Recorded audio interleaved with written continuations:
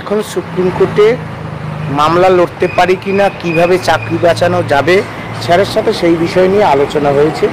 সব বিষয় বলার প্রয়োজন নেই, তবে কারা দুর্নীতির সুবিধা পেয়ে চাকরি নিল আর কারা নিল না, ওএমআর এর মিরর ইমেজের কপি, সেই কপি পাবলিক ডোমেনে প্রকাশ করার দাবিতে রাস্তার লড়াইয়ে আমরা প্রকৃত অর্থে অনশনকারীদের পক্ষে আমরা লড়ব, বুক চিতিয়ে চোয়াল শক্ত করে লড়ব। সুপ্রিম কোর্টেও আমরা লড়ব।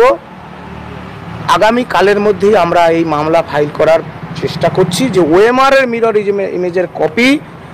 এবং রাজ্য সরকার একটি বিশেষ কথা হচ্ছে, দেখুন, যারা সুপ্রিম কোর্ট বলেছে দুর্নীতির সুবিধা পেয়ে যারা চাকরি নিয়েছে, র্যাঙ্ক জাম্প, আরও অনেক প্যারামিটার রয়েছে, তাদেরকে অযোগ্য মানে অযোগ্য সুপ্রিম কোর্ট বলছে। রাজ্য সরকারকে বলছে আপনারা মাস্ট বি টার্মিনেট। তাদেরকে টার্মিনেট না করে আবারও ভোটের আগে পরীক্ষার নামে কোটি কোটি টাকা তোলার বন্দোবস্ত করে ফেলেছে। আমরা রুখে দেব। যোগ্য চাকরিহারাদের সব অংশের কাছে আমাদের আহ্বান, আমরা রুখে দেব, আপনারা আমাদের পাশে থাকুন।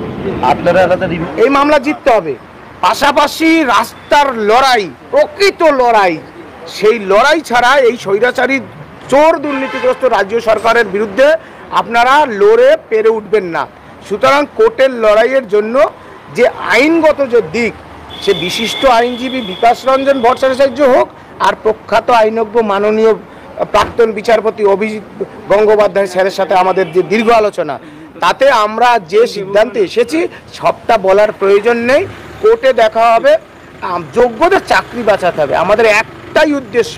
নতুন নতুন আপডেট পেতে সাবস্ক্রাইব করুন নিউজ আপ ডেইলি।